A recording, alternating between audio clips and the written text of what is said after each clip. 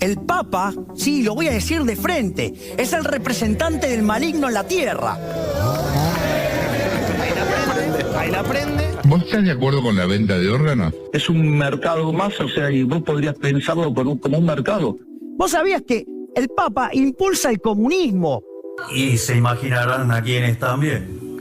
A mis hijitos de 4 patas, a Conan, a Murray, a Milton, a Robert y a Luca.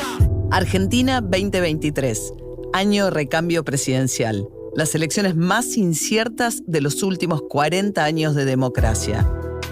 En medio de una profunda crisis económica, aparece una voz nueva. Una figura política que con gritos e insultos convence a una buena parte de los argentinos. ¡La casta política! ¡Toda está cagada! ¡Zurdos, hijos de puta, tiemblen! ¡La libertad avanza! Ministerio de Cultura, afuera. Ministerio de las Mujeres y Género y Diversidad, afuera. Javier Milei, un outsider. Un economista libertario que en 2 años formó un espacio político que se metió en el balotaje con el 30% de los votos. Aplaudido por Jair Bolsonaro, tildado de mini Trump por los medios internacionales, apareció como una opción para enfrentar al oficialismo de Sergio Massa.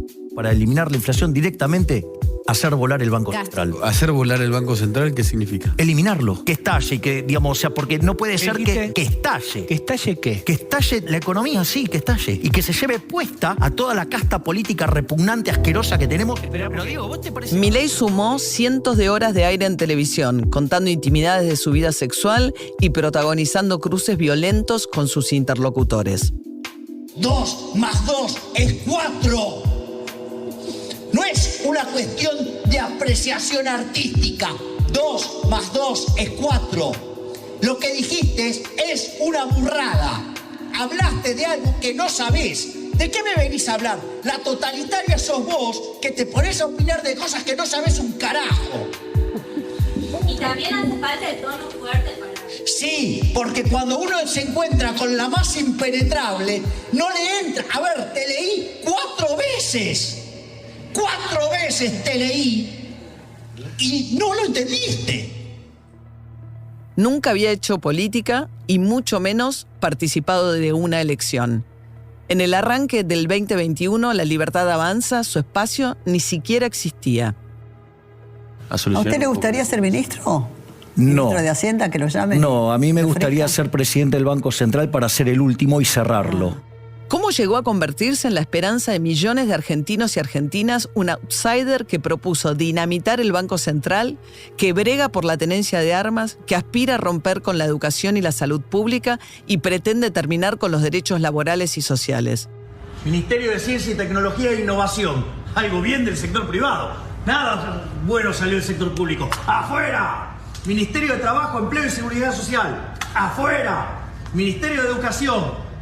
Adoctrinamiento. ¡Afuera! Ministerio de Transporte. ¡Afuera! ¿Qué espacios vacíos viene a llenar un negacionista de los crímenes cometidos en la Argentina por la última dictadura militar? ¿Alcanza la crisis económica para explicar el voto a Milei? Hay algo nuevo acá. Hay algo nuevo para nuestra historia política. No es Menem, no es Macri, no es de la Rúa. Es una figura política nueva, mucho más peligrosa que todo lo anterior. Ezequiel Ipar es doctor en Ciencias Sociales y desde el CONICET estudia el avance de las derechas y la aparición de fenómenos como Milei en otras partes del mundo.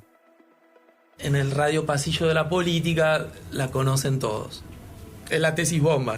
Gana Milei y esto explota en algún momento. A Javier Milei no solo lo vota la juventud argentina, ni exclusivamente los pobres, tampoco solo los machistas, los negacionistas, los liberales o los antiperonistas. Su éxito es parte de un fenómeno que avanza en varios países. Las ideas de extrema derecha calaron profundo en España, Brasil, Estados Unidos, Italia, Hungría, Chile, Portugal, Perú, Francia, Austria, Alemania, Grecia, Holanda, Noruega, Israel e India.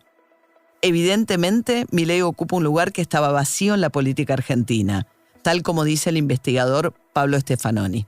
Sí, el inconformismo, las rebeliones electorales, el rechazo a las élites, lo canalizan fuerzas que se ubican a la extrema derecha. Y Milei, pese a tener las particularidades de definirse como narcocapitalista, lo cual es bastante raro en el mundo de las extremas derechas, estaba conectado con Vox en España, con Bolsonaro en Brasil, con Trump, etc. Entonces creo que hay una conexión, hay una explicación más global de por qué Milei, por qué es la extrema derecha la que canaliza este descontento.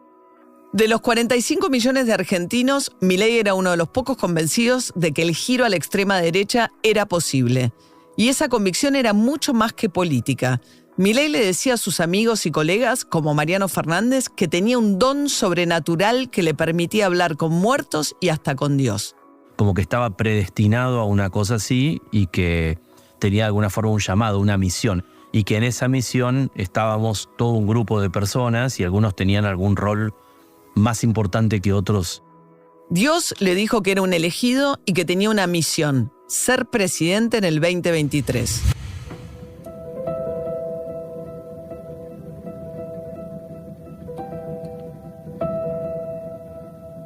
Soy María O'Donnell y esto es Sin Control, el universo de Javier Milei, un podcast documental de El País Audio y Anfibia.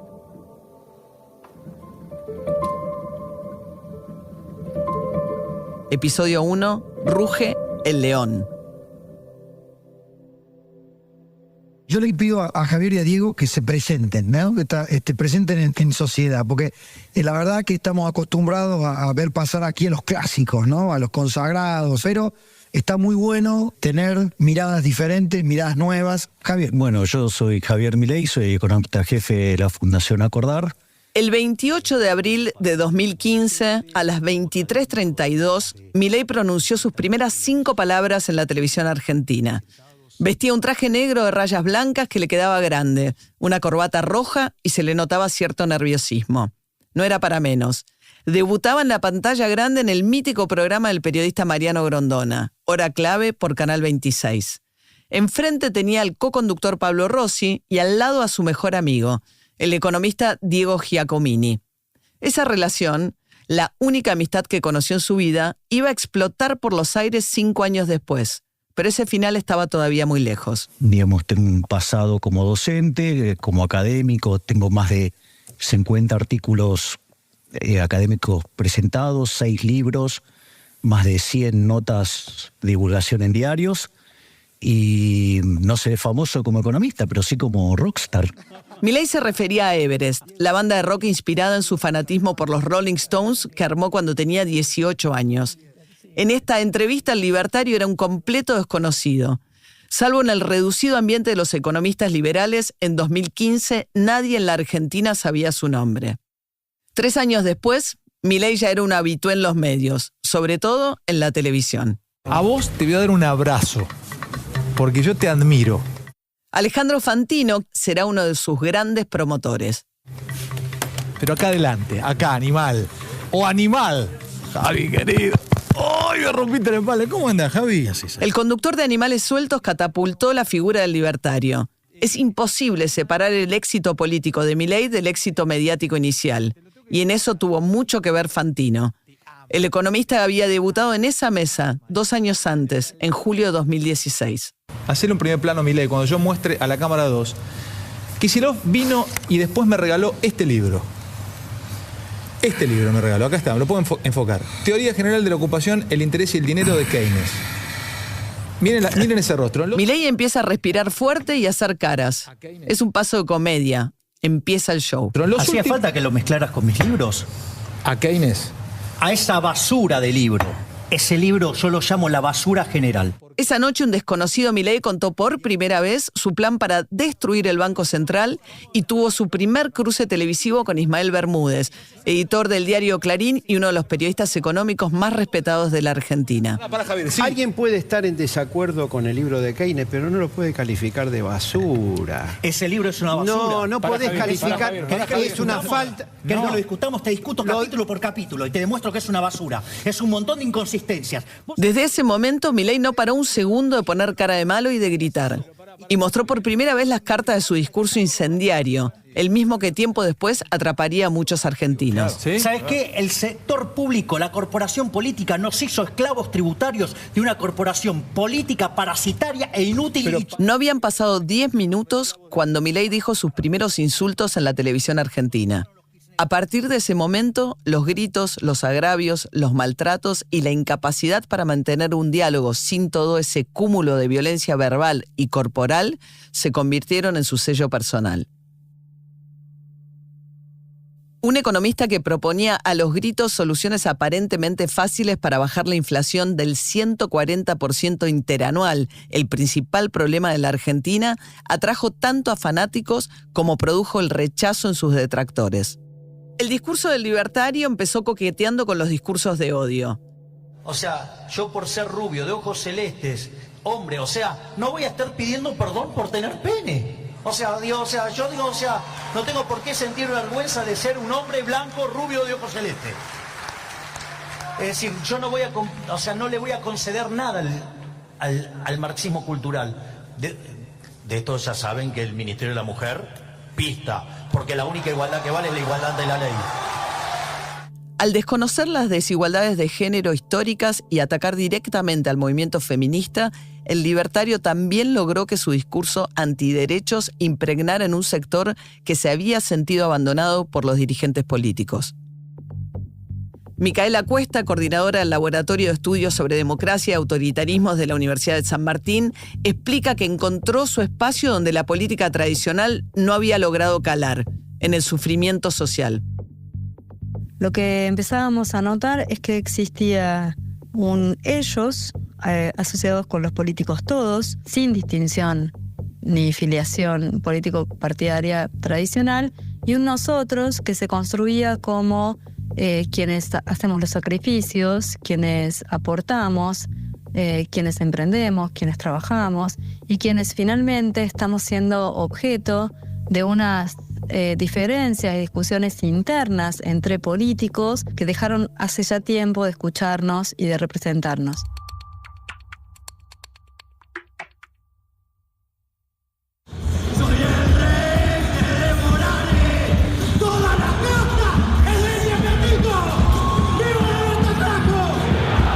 El domingo 14 de noviembre de 2021, Milei estaba en éxtasis. Tenía sentido.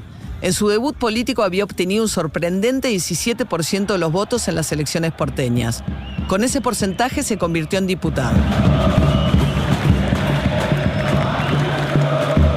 El Lunaparque estaba repleto, en especial de jóvenes.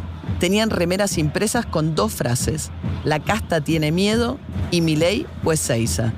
La casta es el modo en que el candidato logró sintetizar en un sustantivo el carácter elitista de la clase política argentina.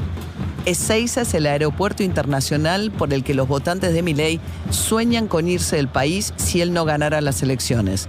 En los carteles brillaban las caras de Jair Bolsonaro y de Donald Trump. ¡Almas libres! ¡Leones heroicos! ¡Gracias por tanto rugido!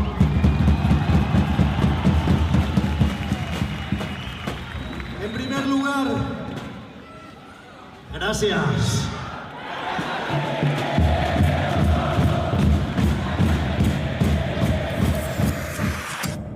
La Libertad Avanza tenía en ese momento 6 meses de vida. Nació como un proyecto novedoso que nucleaba a liberales, libertarios, conservadores, pañuelos celestes antiaborto, nacionalistas duros e influencers. Era una alianza variopinta que supo interpretar el clima de época. Salía de lo que en la Argentina se llama la grieta, el modo en el que hace 2 décadas la sociedad se divide entre kirchneristas y antikirchneristas. Es bueno que tomemos conciencia que lo que hemos logrado en el día de hoy es una verdadera gesta histórica. Recuerden cuando arrancamos, decían que los liberales éramos simpáticos, pero que no juntábamos votos. Milei se había puesto a la cabeza de este fenómeno, luego de años de ser el economista con más presencia televisiva y con más seguidores en las redes, se había convertido en una figura ultra popular. Sus ideas sonaban a nuevas, combinadas con la dosis justa de insultos y de gritos, Su peinado tan particular, cual melena de león, lo habían transformado en un personaje irresistible. Esta era solo la cara visible de Milei y de La Libertad Avanza. Había otra oculta. No me meto acá para guiar corderos, me meto acá para despertar leones. En el espacio autoproclamado anticasta se hacía exactamente lo contrario a lo que se predicaba. En su debut político, el libertario había puesto a la venta los cargos legislativos de la lista. No es una manera de decir. Los lugares para la legislatura de la Ciudad de Buenos Aires en la boleta de La Libertad Avanza estuvieron disponibles al mejor postor. El que más caro salió costó $500.000. A otros puestos Milei los canjeó por sellos que le permitieron presentarse en las elecciones. Cambió lugares en las listas por la personería política de esos partidos. Así todo, Milei juraba que venía a terminar con la casta. Milei copió el concepto del movimiento 5 estrellas, la formación política italiana que surgió del descontento social por la recesión del 2008 y que en el año 2018 llegó a ser el primer partido de Italia. La palabra casta, para referirse a la política tradicional, se convirtió en la muletilla más taquillera de Milei. Y recuerdo también que les pedí que rugieran fuerte, que hicieran escuchar el grito de la libertad. Y vaya que lo lograron, porque la casta política toda está cagada. En la puerta del Luna Park operaba un viejo miembro de lo que Milei llama la casta, Jorge Cachi Cusanelli. Cusanelli es un ex motociclista convertido en operador del peronismo. Se había ganado un lugar en el espacio de Milei pagando de su propio bolsillo la logística, el traslado a los actos, los autos, las combis e incluso el convoy que Milei usó para su ciclo Clases Abiertas de Economía. Pagó también por la seguridad y esa noche en el Luna Park no dejó pasar a decenas de miembros del Partido Libertario, esos jóvenes idealistas que habían militado toda la campaña. No quería banderas que compitieran con las que él había mandado hacer. Hay cierta gente que no podría ingresar. Con todos los comprobantes intentamos hacerlo, no podíamos. Resulta que a la gente del partido no la dejaban ingresar. En esa jornada en la que los libertarios aparecieron por primera vez como una opción competitiva, el espacio empezó a convertirse en exactamente lo contrario a lo que decía ser. Finalmente, quiero que sepan que a partir de mañana vamos a empezar a recorrer cada rincón de la Argentina para que en el 2023 haya una boleta liberal en cada rincón del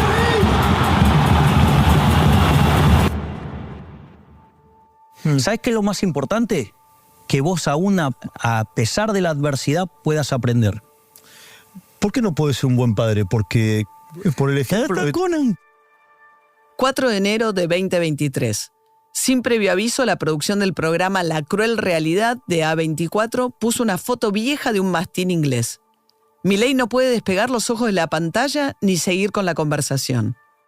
Conan, por el ejemplo de tu viejo, alguna vez te escuché, creo que fue el programa, Conan, creo que fue el programa de Andy Kundesov, creo, si no fue Conan. Conan es el nombre que el libertario le puso a su perro cuando lo adoptó en la provincia de Córdoba, en 2004.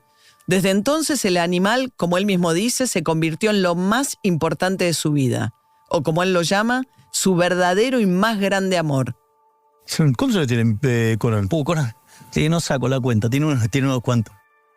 Milei omitió un detalle, y esa omisión es parte de una técnica estudiada. Cada vez que le preguntan por Conan, cada vez que habla de él, en cada posteo de sus redes, omite algo fundamental. Conan está muerto.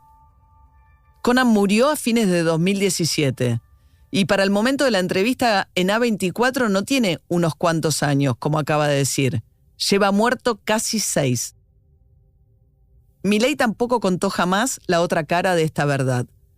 Desde esa muerte él cambió por completo, empujado por un brujo y una medium que lo comunicaban con el perro en el más allá. La muerte de Conan fue el primer paso en su ingreso al mundo de lo sobrenatural.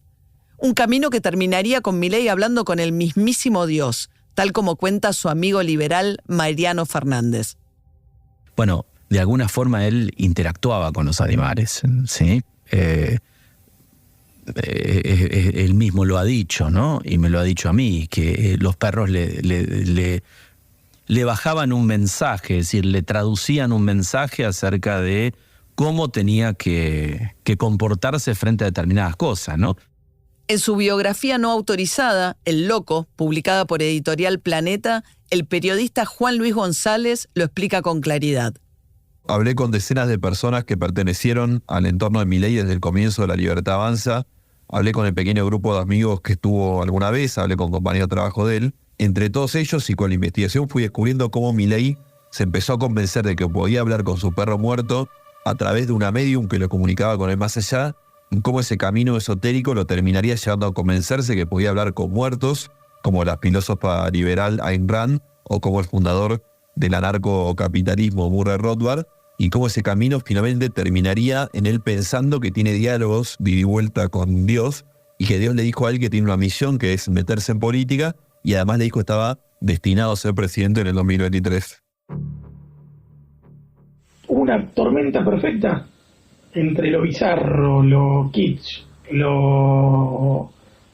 odio, el desequilibrio, o sea, se pone loco en serio porque es Javier sublimando su odio a su padre que encarna en el Estado y en la política, y porque está roto, y ese odio de verdad existe ahí adentro. Entonces, empatiza con la gente que está enojada. El que habla es Yamil Santoro. Es un dirigente liberal, hoy en la vereda de enfrente de Milei, pero lo conoció en el 2015 y durante varios años tuvo trato con él. Pero Javier está roto, humanamente roto, que por eso también es tan potente.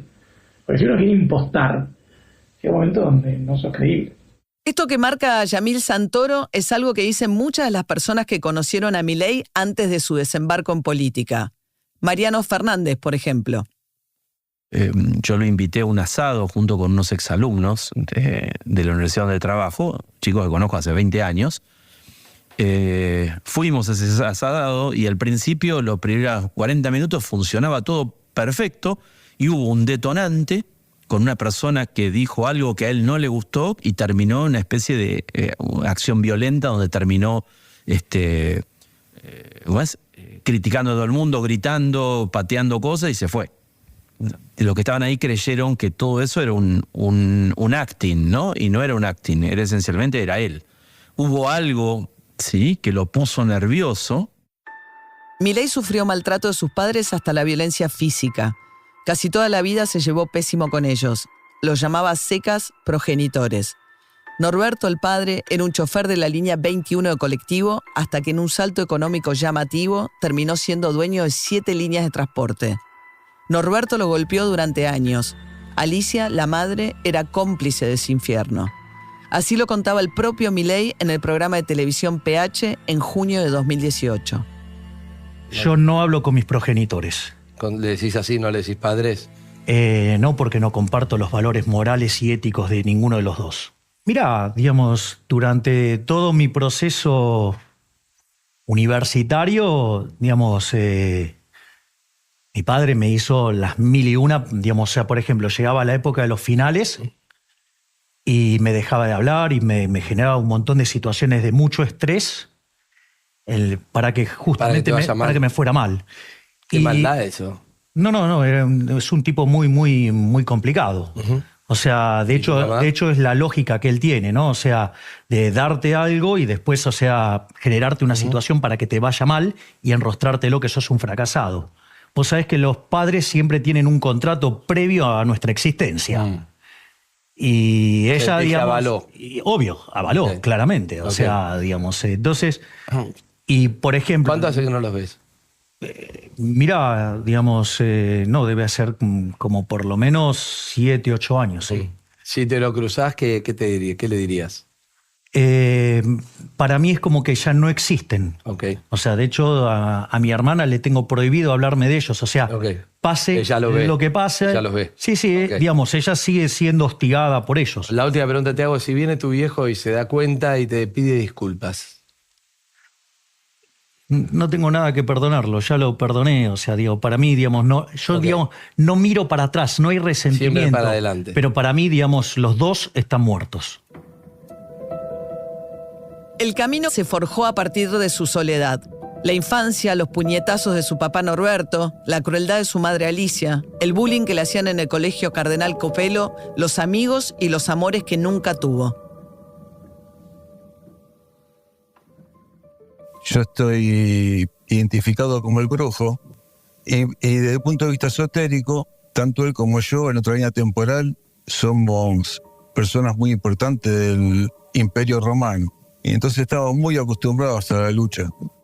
Gustavo fue la primera persona que hizo entrar a Milei en la dimensión sobrenatural. Fue cuando Conan empezó a enfermarse, en 2017. Milei, desesperado ante la inminente muerte del animal, abrazó esas ideas esotéricas que él le traía. El brujo se ofreció a ser intérprete y protector del perro, y aprovechó para darle impulso a una idea que Javier tenía desde hacía muchos años: clonar a Conan antes de que muriera. Es más, yo se lo programé que tuviera 5, él se enojó conmigo y le dije, vas a tener que ir a buscar 5, me dice, ¿vos estás loco? Según el brujo, ese número no era casual. Los animales se encargan de ese tema porque fueron animales que ya lo acompañaban en otras líneas temporales, como por ejemplo en Roma. Es muy difícil que la gente lo entienda porque no está no tiene nivel esotérico para poder analizarlo. Afrontar la muerte de Conan fue imposible para Milei. Otro aspecto central para entender lo que luego sería su aventura política. Tan difícil fue ese proceso de duelo que para sobrellevarlo empezó a explorar nuevos lugares de su espiritualidad. Ese camino lo llevaría a diálogos con el número 1 y a recibir de parte del 1 lo que él llama la misión: ser presidente de la Argentina.